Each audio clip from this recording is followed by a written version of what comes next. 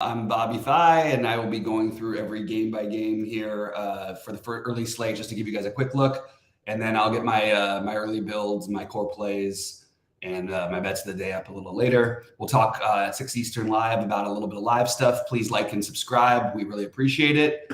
And with that said, let's jump right into the slate. So basically, this is a monster slate. We're nice to have a big one after a couple of really lousy ones yesterday. I barely had any interest in playing, and fortunately barely did play because I had the right idea with the Mets stack, but I didn't fully pull it off with my one lineup. Maybe actually if I did play a little bit more, I would have gotten there. So who knows? Anyway, let's jump into it. We're going to go game by game here and talk through these plays. As of right now, I have Garrett Cole as a strong play, but not a must play. Boston has given him trouble in the past, usually been more in Boston. I have Cole as one guy. We'll revisit the pitchers at the end that we really like. And I have the Yankees as a reasonable stack. I'm just going to double check the weather here as we go along, because we do have a little bit of there's still some ugliness from the Canadian wildfires and everything. Doesn't seem like ideal hitting conditions anyway. Even, assuming that the game plays all clean, it's a little more worrisome for Cole just with the possibility of any sort of delay or anything. But as far as the stack goes, I'm totally fine with the Yankee stack. There's just other teams I like better today, basically. So they're going to be probably on the outside looking in. Dodgers and Philly. This is a tough one because this game has some serious concerns as well. And the problem is, I actually think I do want some exposure here. I'd like to get some Dodger stacks. Suarez has been much better his last couple outings. And seems to be righting the ship a little bit, but I am totally cool with stacking both sides of this game here, with both against Grove and against Suarez. So I actually like the Dodgers and Philly, and it's just going to depend on the weather what I'm going to end up doing here. Usual suspects in there, and we'll see how the Dodgers release their lineup. You could potentially end up with that value of DeLuca at 2,400. I think it's very reasonable. And if not him, then it could be, you're not going to probably play Peralta lefty, and they're probably not going to play Hayward lefty. So I'm assuming it will be Luka, which will be some of the value, like a value saving option for the stack. And then you also should have Vargas in there at low ownership. I do think this is a very viable stack today. On the Philly side, it's, again, usual suspects as always. Bryce Harper, Kyle Schwarber. They're just really expensive and hard to get to. But the Dodgers bullpen has really been struggling, and Grove has struggled. So I'm okay with taking some shots. I'd like to see how the lineup shakes out before I decide, but I do have the Dodgers and Philly as a reasonable full game stack. I like both sides of it pretty much. Pretty well. I was trying to think of a way to say that. Pretty well. All right, Pittsburgh and New York. I actually don't like the totals in this game as much as I don't know, maybe others will. I don't love these stacks. I'm just curious. They're going to get low ownership. You do have Marcano as a value play for sure. You also have in this game, I believe there were some slight weather concerns here as well. And we'll have to revisit this one later at 6. Let me just grab my screen. I'm sorry. I'm using the Roto Grinders lineup page rather than using the MLB one. I sort of rotate back and forth on those. Where am I looking here? Come on, Pittsburgh. What is happening here? There we go. Everything's out of order.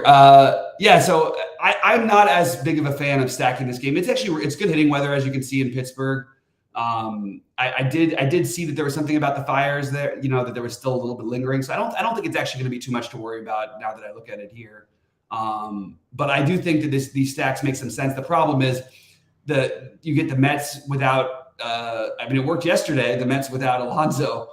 But it's not the most ideal stack. However, you do also have value, so it's something worth considering. At the same time, I actually think Rich Hill is like a reasonably like he'll be a low owned option you use in maybe in 150 max, but I don't think he's that bad of a play at 7,500. I think 20-ish fantasy points is completely reasonable for him to get here. And I think you could even take a shot on McGill if you wanted to get really frisky, but I don't think it's going to be a priority, either of those things for me. It's just something I thought I'd mention for 150. We've got Taylor. We've got Tyler Wells and Daniel Lynch, two guys who I actually don't mind picking on, and I am probably going to side in this one with the Orioles side. I actually don't mind Wells as much of a pitcher. I don't think I should be playing him at this ownership, but he's on my list. You know what I mean? I don't know. I don't know where he ends up. We'll sort of revisit that at the end. But as of right now, I just have him as sort of another guy at the moment. The hitting, Baltimore, let's see what they're going to be owned as the early projections go. We'll do Goldie's ownership because it's the best. Very, very low on Baltimore stack, certainly in play for me. They've really struggled a little bit lately. You have to worry about some weather. There's some of the air quality seems to be bad there, so we're gonna have to keep an eye out for that later on. But I have Baltimore as actually a pretty interesting stack today, so I'm going to have them on my list for right now, and we'll revisit where they land at the end of this. All right, let's move over to Toronto and Minnesota. Toronto has sort of let me down a little bit lately when I've been stacking them. Sonny Gray, this is interesting because it wasn't that long ago Sonny Gray was like just mega chalk at 10-5. And I know it's Toronto, so he was never going to be here, but you're going to get like zero ownership on him. I don't think I'm still going to do it because it's Toronto. I do think Kikuchi's price is mildly interesting. You have a team that's better against lefties in general, but this is not a normal lineup. Like, look at this. We don't have any Buxton, which just makes the whole lineup sort of look meh. And no Polanco. So I'm kind of interested here I'm kind of interested in potentially playing a little bit of Kikuchi at low ownership. And I think you can get away with it. And I'm probably not going to stack Toronto. So I think the hitting in this game is pretty much off the board for me. Don't mind if you want to go use the Minnesota cheapies for value. You're going to have some options because this is not their normal lineup. So the guys are very, very cheap. Javier against Cleveland. They don't strike out enough for me to be that excited. Logan Allen, I believe in the talent. I don't know that I'm going to bet on it in this matchup against Houston. And I also think it's enough to keep me off of the bats. So as of right now, I am not planning on getting heavily invested in this game. I do have Allen on my list as a potential, but I'm probably going to skip the Javier play at that price against Cleveland, and just not very interested in the hitting there. Washington at Atlanta. I think both sides make a little bit of sense. I also think if you want to get frisky with some guys, Josiah Gray is one of those you play him in the 150 buy-in tournaments. The guy has upside. He's been better probably than people realize. He does give up a lot of home runs, and it's Atlanta in 81 degree with winds blowing out. So Atlanta has to stay on the list early in the day. And Washington's problem is I just never know who I actually want to play, but they're definitely in a good spot. So if you wanted to sort of hold your nose and just play them, I wouldn't hold it against you. Miami and Chicago, Cease and Yuri Perez, two pitchers I actually have, some respect for. I like Dylan Cease today. I think that I will actually make him one of my priorities, but I'm not 100% sure on that yet. I just still like to see through it. It's Miami. It's in Chicago. It's you got 10-mile-an-hour winds blowing in from left center. I think this is a great spot to attack Cease. I know he hasn't been maybe the guy we'd hoped for us lately. We haven't seen a really big game out of him, but this is the matchup where I feel like it's a get right. And even at this price, 20, even if he ends up around 20, I think it's not like it's killing you or anything like that. Obviously, we want more. But I do think Dylan Cease is definitely a solid play on this slate. And we'll probably end up making it to my list. Not interested in hitting in this one either, so we can move on right after that. And then we get into the Milwaukee and Oakland game, Hauser and Medina. No interest in either of the pitchers. I think you could make an argument for Hauser again in sort of like the 150 mold, but I don't think that I'm going to do it. So I'm just going to sort of skip past it. I do like the hitting in this game. This is another game where you're going to be able to find a little bit of value. And we'll just go through, take a quick look at the lineups. Let me scroll up here. And where did it go? How come I can't find this game on my list? There it is. I just went right past it. All right. Brewers down here. So you've got the Medina in long relief. It's a semi-bullpen-ish, which makes it a little less appealing. But I think that this is like an okay spot to play some Milwaukee there, especially on FanDuel. They're extremely cheap.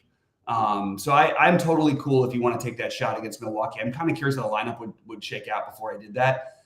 And then Oakland, I have sort of as the same rule I usually do. I like the Oakland mini stack. And, some combination of Ruiz, Noda, Laureano, Seth Brown, Jace Peterson, Jonah Bride, all of those guys, even JJ Bleday down in the 7-hole. it's just really, again, it's also going to see how the lineup shakes out. And I don't think I want a full stack, but I could certainly see getting 3 or 4 from Oakland today. And yeah, I think both sides of this game are definitely interesting. And I will be playing them. The A's have surpassed their run total in like 70% of their games, maybe 75% even. But they've done much better offensively than the Vegas is giving them credit for all season long. Jordan Montgomery against Cincinnati. Okay, so I like Montgomery a decent bit today. I think that he's another guy I could see making a priority because I like the price on him, and I like the matchup against Cincinnati. We just saw a much better lefty shut them down yesterday in Kershaw. Cincinnati doesn't hit nearly as well on the road. It is nice hitting weather, just a slight wind blowing in, but 80 degrees. And yeah, I'm not going to play any Cincinnati hitting. I am completely open to stacking the Cardinals, although realistically, I think they're probably going to be a team that's on the outside looking in for me. But they do have some options. I mean, you've got Donovan at 3K. You've got Burleson at 2,400. You use those guys in a stack, then all of a sudden it's a very cheap stack if you want to play the big spend ups. However, the guys you really want to get to, Gorman, Arenado, and Goldschmidt, are going to cost you, as well as Contreras. So I do have the Cardinals, though, as one of the teams to consider today. All right, let's move on to San Diego, Colorado. This obviously is going to be where most of the ownership goes, which means that I'm going to be trying to avoid full stacks. And I also think Yu Darvish is completely in play. Even he's the wrong kind of a pitcher usually to play in Colorado, but I don't care because it's Colorado and I don't have as much respect for them. And he's got the ability to put together a good game here. Probably the wrong slate for it, but just thought I'd throw it out there. I like the idea of basically trying to be way underweight this game in general. I'm just going to take a quick look at the San Diego hitting side because I think it's going to be really popular. Yeah, we just have a huge slate. I don't think we need to play a lot of this. But at the same time, it is a really good spot. I've always said, I have a little more respect for Gomber than others do, but this seems like a really good spot. So I think you're just taking pieces from San Diego, though. I just think it's really hard to win tournaments, especially if you're not max entering, trying to fully stack in Coors, a really chalky team on a monster slate where there's tons of options. So I will try to be lower than the field. And if any of those other games get delayed because of the fires, you're going to certainly see some people wanting to get away from it, basically, because wanting to get away from those, which means that San Diego's ownership you could increase by quite a bit, like maybe more to maybe not double, but it depends on which games were gone. But a lot of the other pivots off of the San Diego stack are in those other games. On Colorado's side, there's nobody who really stands out, but the fact that they're going to be completely unowned probably shouldn't be overlooked. So San Diego, I'm going to put, even though I like Darvish as a pitcher reasonably well, we've seen them have blow up games, and you're playing in Colorado. The weather is good, 69 degrees, not great, but 69 degrees, 11-mile-an-hour winds blowing out. It does seem like a spot where you should have some Colorado exposure if you're multi-entering. So I would approach it that way. And if you were going to fully stack, you can certainly fully stack Colorado at no ownership and be totally happy with it. All right. Ohtani and Castillo. I like both these guys. I have both of them as priorities right now. It may change later on. This is definitely though one of the no hitting. Absolutely like both pitchers. They will be core plays for me probably. I think that if I'm playing 6 lineups, let's say, I think Ohtani and Castillo each end up in at least 2 of them. So that's where I'm at. I do really like the pitching in this game, and definitely going to be overweight those guys. All right, we're going to go Chicago, San Francisco, and I'll tell you what, there are worse plays to be made than both of these pitchers. There are probably better plays to be made than both of these pitchers is where I'm standing, but I think DeSclafani deserves somewhat of a look. So I'll put DeSclafani on my list, but I don't love it. It's something I'm just going to have to, if I found him in one of my multi-builds, I don't think I would cross him off, but it's not like somebody we need to. We've got a bunch of guys in that range that just are sort of meh. And then just doing a quick overview for pitching, the way I would look at it, because and look, I'm not going to say that the Tyler Wells projecting as the top pitcher right now. Right now, I would be underweight Wells, but he is on my list. I have him as number 6 on my list, maybe number 7 actually. I like Ohtani Castillo probably the best. I do think that I think Montgomery would be next for me, followed by C's, and then we would get to the potentially Garrett Cole. The only thing I would say about the Montgomery play is you're going to have some options at very, very low ownership. Kikuchi is going to be low owned. You're going to have, like I mentioned, Darvish is interesting on maybe not the right slate. DeScalfani. So you do have some pivots from Montgomery, but you could also play Montgomery with any of those guys, and I wouldn't fault you for it. As far as stacks go, the Dodgers and Philly, I think, are both really interesting. I think Baltimore's interesting. I like Atlanta, but I'm also a little worried that Gray has, in my opinion, gotten better. Oakland and Milwaukee, I think, is an interesting spot to take pieces from more than fully stack. St. Louis, and then San Diego and Colorado for pieces. So that's a little sum up of what my first look looks like. I'm going to be live at 6 Eastern, and we'll talk some NBA as well. So good luck to everybody today. I hope you crush it, and hope your golf lineups are treating you well, and we'll see you at the top of the leaderboards later. Good luck, guys.